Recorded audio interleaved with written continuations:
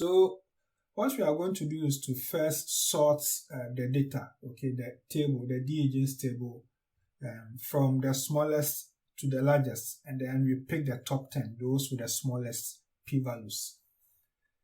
Before we do that, let's first do a head to get the table again. Just get the first 5 rows.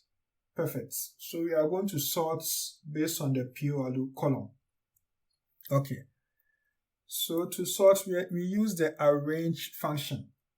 So we are going to say arrange, and then we specify our DEJ's table, and then we specify the column which should be used for the sorting or the arrangement. So it's p-values, so p.value.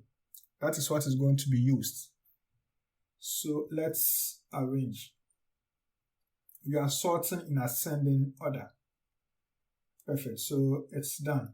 But these are a lot. We just want the top 10. And so we can combine it with the head command. So we can just say head. Let me just use a different line. So I can say head, arrange, DAGs, and then I give my p.value. Let me check. And then I will specify the top 10 here. So I'll run this code. Perfect. So I have the top 10 here. Okay, so you can see that most of them are down regulated. There is just one which is up regulated. Okay. You can also check from the Galaxy page and you see that just one was up regulated, the rest were down. So we are good to go.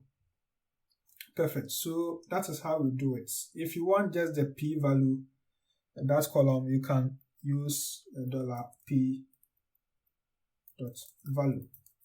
to get just the p-values. So let's say, perfect. So we just have the p-values.